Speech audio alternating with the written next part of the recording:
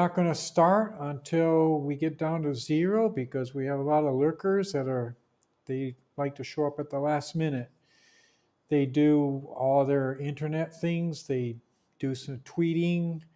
They do some Google News, find out what's happening in the world. They like to do some Facebook action. Very internet savvy people. Most of my most of my followers, most of my watchers, and they don't like to show up too early because they don't want to waste time. They want to be here. They'll usually show up in the last 5 seconds. So let's just check out, make sure we got everything working here. Looks good. I got the game board on. If I go over here to the Lichess, that's what I play on, the Lichess leave site. I guess. I don't know if I want to leave the site. Join the game. We're actually in a game? I don't want to. I'm going to resign the game. I don't even know what game I was in. Sorry about that, but at least I resigned. Okay, so here we go. We're going to start very soon. Where are we? Starting soon. 11 seconds. Okay, let's go back to the gameplay. Go back to Lichess. Click on play. Start a game. That's the black king. That's the white king. This is Lady Karma. Let's see what we get. If we get white, we're going to play. We don't know what we're going to play. Well, we'll have to play the reversed king's gambit here. That's with black. Now let's see how we do tonight. I hope you guys wish me luck. You know, it's not about whether you win or lose, though. It's if you're going to have fun. I try to teach my watchers how to have fun playing chess. And we're going to do that. Chess is about having fun. Chess is about spending time in a wonderful way. A very sage person once said that life is too short for chess, but that's a fault of life, not of chess.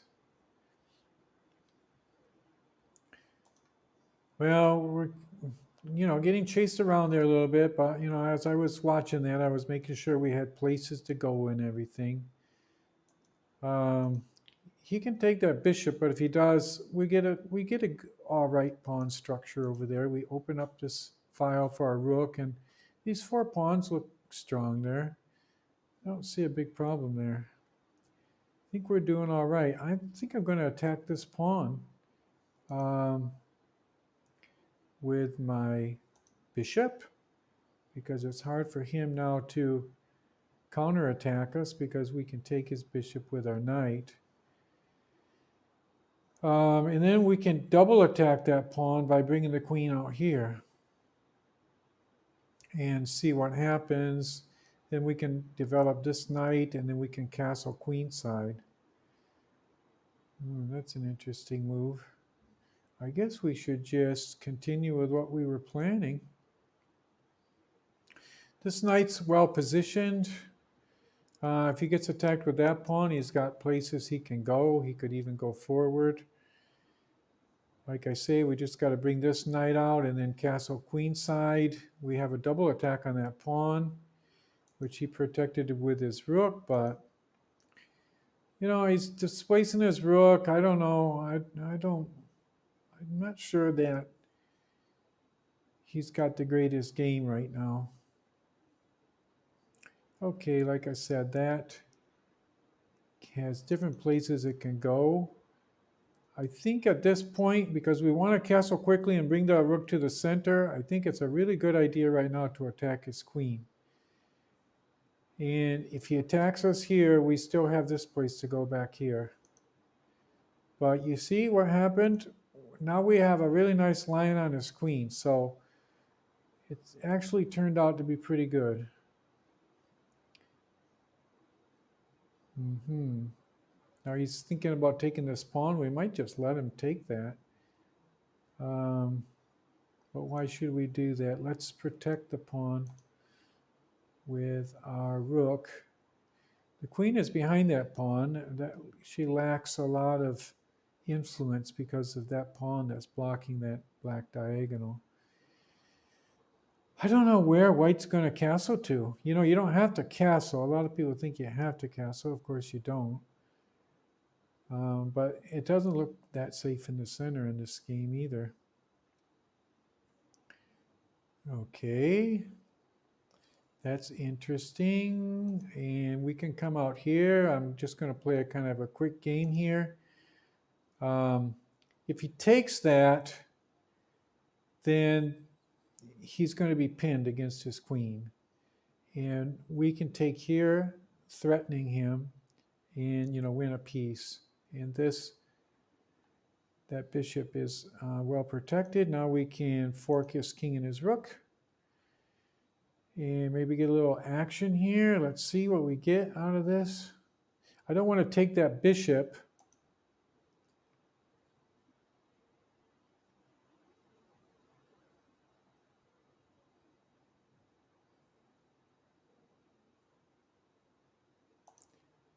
Wow, this is interesting. What can I do? I was saying I don't want to take the bishop, but maybe I do. I think I'll take that bishop because I didn't like that bishop. He was threatening my queen. And now I can take the rook, and I still have this file against his king. With his bishop sitting there, I wouldn't have had that. Okay, now we can put him in check. Will that help us? I think it will. Well, we can basically get his... We'll put him in check with our knight, take his knight. I mean, there might have been other things I could have done here, but you see, I put him in check with my rook. He's got to move his king. And now we can take that knight. So basically a rook and a piece ahead now. That's not bad. I mean, we might lose that knight back there. And also we're ahead on time. So we've got a pretty good game going here.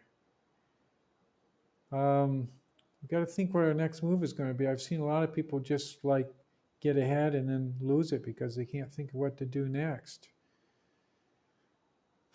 And we can attack his queen with our rook and make him think and make him move his queen around.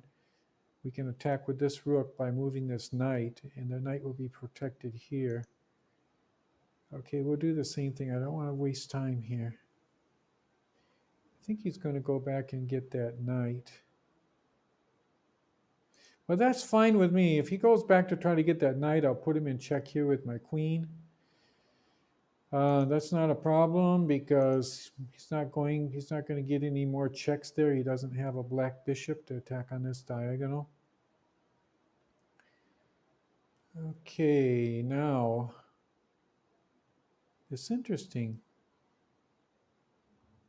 We can get some pretty good play here, I think. Let's try this. His king doesn't have a lot of places to go. In fact, now he just has a way to go over to there. And now we can put him in check here, which would be good. That's actually double check. When a person's in double check, he has to move his king. And he moved his king. Don't see any checkmates here. We can take his rook. I was just checking and make sure he can't do something like take my rook and put me in check and checkmate me or something, but I don't see anything he can do. He can't fork my rook. This looks like a very strong move. I got to get that queen back into position. And if I put him in check here now, he'll have to lose his queen because his bishop is pinned. he'll have to take that with his queen, and then we're going to have our queen, rook, and a knight against his pieces, and plus, we're ahead on time. We'll put him in check again. If he moves his king over there, okay, now we can put him in check here, and then we can take his bishop because we've got both of these lined up. Now, the thing we got to make sure here now is we don't stalemate him. Always make sure he has a place he can move, and he does. And as long as he's in check, you're fine. And I'll check him there. I'm going to see if I can checkmate him now. Let me see. Will that be checkmate? I don't know. We got to find a checkmate here somewhere. I don't know where it is. I think he's going to escape here if I'm not careful. Oh, I see where it is. Just follow him down now. That's an interesting checkmate sequence when you got the rook in front of the queen and they're lined up and you just 1, 2, 3, 4 like that. It doesn't take long to checkmate. Okay, so we did great on time. We've got 54 seconds compared to 15. This channel that I run here, it's for people rated between the 1200, 1400 that want to get their rating up. You'll see there, we won quite handily against a person rated 1847. We didn't use any special opening combinations or memorized moves, just common sense. Now that's what I want to teach on this channel is how to learn how to win at chess without spending a million years memorizing a whole bunch of openings. And I'm going to show that that's not necessary. Let's do the chess analysis and make sure we had a valid game. Lichess gives you this really cool chess analysis. It's completely free. When it's down here black, where you see my cursor there, that means black is ahead. If it's up here white, that means white's ahead. This is actually very good. You see how white was a little bit ahead in the beginning. But you kind of, I don't know if you really want that, but it's not bad at all. It's kind of good to be a little bit edgy, let white get a little bit ahead in the beginning, gain a little confidence, and then come really strong. So let's do the post-mortem on this now. So if you're rated between 1200 and 1400, listen to these principles and see if they work for you. Not doing anything like a special opening or anything, just common sense. He moved that pawn up. We want to move a pawn to here, and the first thing we do is prop it up. This is actually a book move. It's a very common and popular opening. It's called the Carol-Can defense. Just remember, like Carol, like your sister Carol, and she can win with this. Carol can.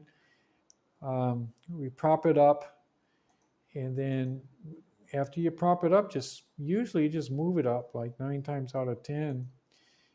And we would like to take that, but if we do, he just retakes. We're not going to take it right now. We want to get some more pressure on it, see what happens. If he advances, he's going to find out that he's like over advancing. That pawn's going to be kind of lonely up there, and that knight's got a lot of places to go. So don't worry about the advance. Now, if I take the pawn now, and he retakes, I exchange queens. He needs to move his king, and that's not the greatest thing to do. He loses the castling privilege, and his king will be stuck out here in the center. But, I would sacrifice a knight to do that. I'm not going to do that. But pinning his knight with his bishop. Okay, a lot of times white will do that, thinking they're going to force the bishop back. Oh, yeah, you force him back, but now what? He's still got the pin, and if you advance that pawn, he just comes over here, and you've completely loosened up your king side, and he actually did that. And again, he's rated more than 1,800. And then later in the game, we're going to see he doesn't have anywhere to create a castle to. Okay, he kicked that knight out, but the knight's quite safe. The knight's right there, protected by that pawn. He's really safe there. If he's attacked by this pawn, he's got this nice square to go to. Lichess gives him a question mark and exclamation mark there. Maybe not the best move, but it's not bad either. When they give that exclamation mark, it means, well, it's kind of an exciting, possibly a good move. I'm not concerned when they take that bishop. You just retake with this pawn. You bring a pawn toward the center, and we'll see, because he actually did that in this game. I just go ahead developing. Don't react. Don't waste a lot of time against his reactions if he can't do anything bad to you. And that was not bad. He took that bishop, but I retake there, and as I said during the game, this pawn position is okay, and we get the file there, and his king side is all broken up too, so he's not going to get a lot of power over there.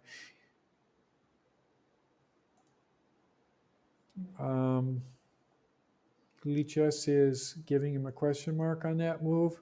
Oh, now we played very well there, because you see that arrow there? In Lichess, when you click this little button here, it shows you the next move. During the post-mortem, of course, you can't click that during a game, but during the post-mortem, it's good to kind of like see if you were doing the right things, and we were. That was the best move. It kind of forces him back, but instead he did that, got another question mark. And he's actually behind 1.2 right now, which means 1.2 pawns if you were going to judge it in material. You can't really judge things in material. I moved forward, which is what Lichess is telling me to do. He's got a double question mark there. Why? Because, and you'll remember, if you remember well during the game, I said, we'll move up there and see if we get some play against the queen, which we did, because he moved his queen into this file. And when he did, and then we castled, we got our rook against him. So he's getting chased all over the board. It's telling us to move our knight up into there. Check. Probably I should have actually done that. But I decided, I was reacting, which I shouldn't have done, but I was just reacting against that pawn. And he didn't see that move. It's still open. So, and I still didn't do it. Okay, now I finally did it. After a few mistaken moves by him too, I did the right thing. And it's saying that I should put some more pressure against his king with my queen, and I think I did that, if I remember right. No, I put him in check there. And now no, I didn't even do it then either. Well, we won the game. We weren't making all the best moves though. Okay, so there I put him in check with the rook. He could have retaken with the knight. I guess he didn't see that, but then we retake with this if he had done that. But we're very far ahead right now. We are 24.5, 72.9. I mean, it looks like we've got checkmate in the wings here. So even though we're making some kind of bad moves, they're not so bad. It's just they put those question marks because we're not, getting the checkmate as soon as we might. Question marks there. I got also question marks. I guess neither one of us are playing extremely precise. Okay, he did. I threatened his queen. He checks my king, which was his best move. I moved my king over. He should have went for the pin there, but he didn't. That's interesting. They're saying that my next move should be to check here. There's some sort of a checkmate there. It's hard to see. Instead, I did that. I checked him over there. I wanted to get his king to move back over on this file because his king can't move into this square because of the knight.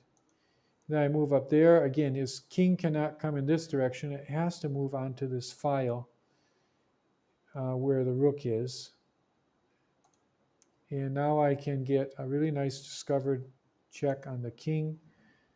I could have taken him, but I moved over there instead.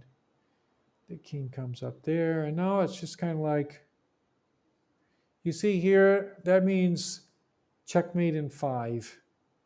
So I'm kind of like making a lot of wrong moves here, but you know, I had a material and we've got him almost checkmated, so